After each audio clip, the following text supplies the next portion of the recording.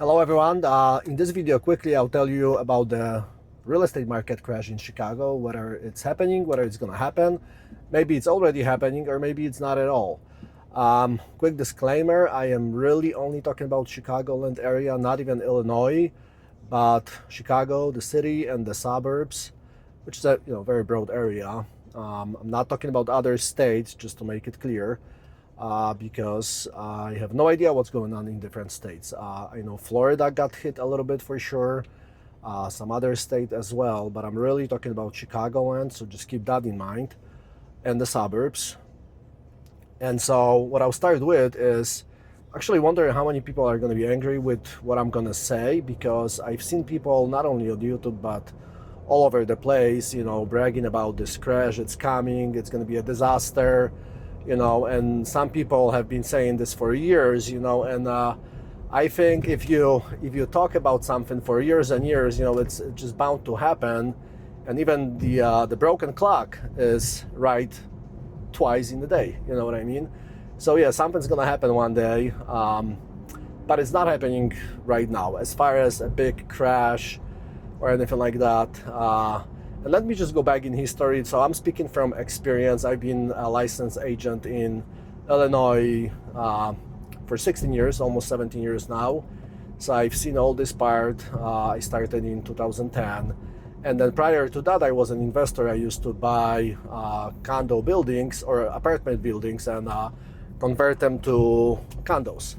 So I started doing that, I think, in around 2005. And it was a good business. We've made some money real fast. But then as time progressed and we came to 2007, those prices started dwindling down a little bit. And at some point, we're selling those units, those condos, with zero profit. And then I think I was left, I'm not sure, with 8 units that just became unsellable. We couldn't sell them. Ended up foreclosing on them 2 years later, ended up doing a bankruptcy, lost literally everything. So I'm speaking from the actual experience. When my first kid was born, we actually foreclosed on our house, had to move out and rent something.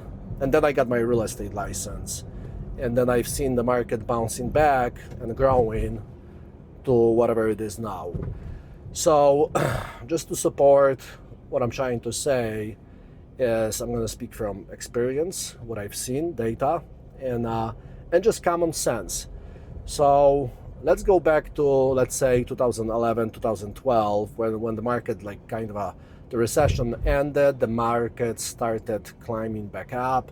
And now you got all these people, whoever lost the house, they've lost the house. Whoever didn't, they kept the house. But let's just talk about people that started buying houses in 2011 and 2012 and all the way to 2022, where we had those super great low rates at 2 and 3%. So now imagine, I'll just run an example. Imagine a person that bought a house in Chicago or suburbs for $300,000 back in 2012. Right, so that person, by now, they've owned the house for 10, 13 years, okay? Now, even if they haven't refinanced that home, the home is already halfway paid off, okay? Now, going back to those rates in 2022, basically everybody had refinanced their homes into a 2 or 3% interest rate, okay? A lot of them did a 15-year term or a 30-year term, doesn't matter. What I'm trying to get to is that all these homeowners that purchase homes starting 2012, 13, 14, 15, 16, 17, 18, 19, even 20, 21, 22, although those prices were rising, they have significant equity in the house. And this is a lot of sales. You're comparing 13 years to 3 years past 2022 when the rates went higher, all the way up to 8, 7%. So all these people, if you think about it, will have at least 50% of equity in their homes, okay?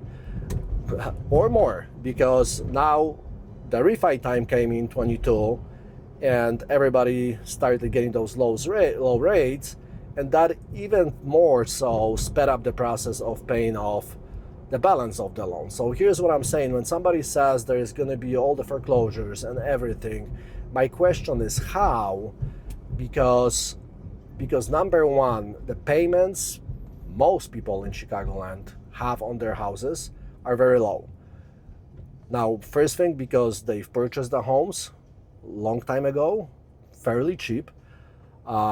Second of all, they've had a lot of time to pay a big portion of this off, and then they got the low rates, which even more so sped up the paying off process. Okay, so really, if you think about it, all these people, and this is most, okay, you're comparing 12, 13 years to 3 years, and the 3 years are the people that purchased in 23, 24, 25, and currently in 26, where they are buying really at a high price and at a high interest rate. So technically, the only people, if you want to call it like this, that are at the risk of any trouble with the housing, with their mortgage, is the people that purchase homes starting 2023.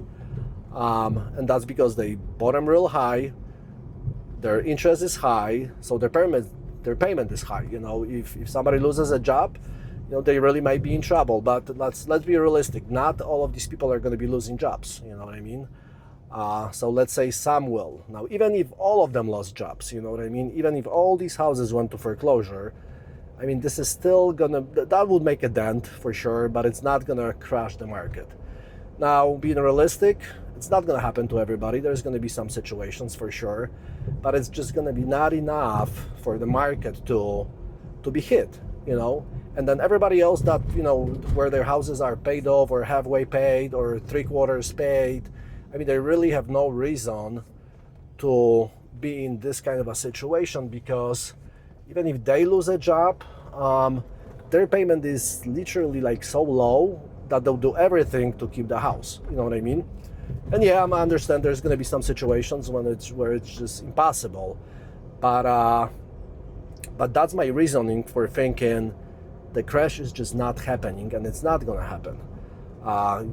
It's just not. Like, I don't understand, and I know there is some predictions and some data that kind of is similar to 2007, 8, and 9, but this is a whole different situation. Back then, what happened is that so many people just bought a house, no down payment, really no qualifying for the loan. The loans were given to everybody, and then the same person bought another house and then another house, and all of a sudden, like, anybody owned 2-3 homes, and then they were pulling equities out of these homes 2 or 3 times at the time. You know, those prices were just jacking up quickly for no reason, and that was the problem with real estate back then. This is not happening since that happened. Since 2011, 12, the banks were very strict, or strict enough not to allow any of that BS business to be going on. So my opinion is on this, nothing's gonna happen. The only crash, if you want to call it crash, is happening right now, where I think the prices are kind of stable. You know what I mean? If you want to call it a crash, call it a crash. But really, nothing's happening. You know, and that's why I'm saying, you know, this is not a financial advice. I'm not telling you buy or sell a house.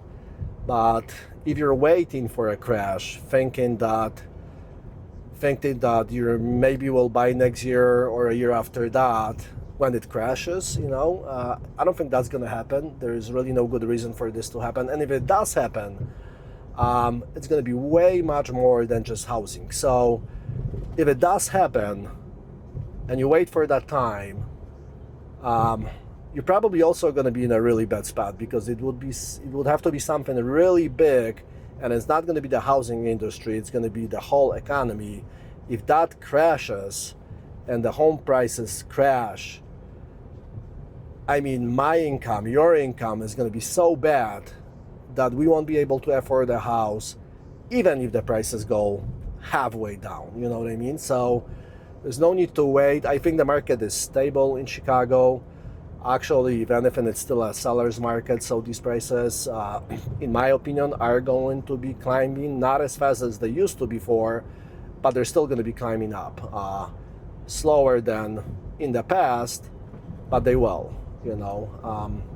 So that's what I think about this. Don't worry about the crash. I don't think it's coming. By the way, this is my opinion, somewhat educated. But if you think about it from the common sense point of view, that's how it looks.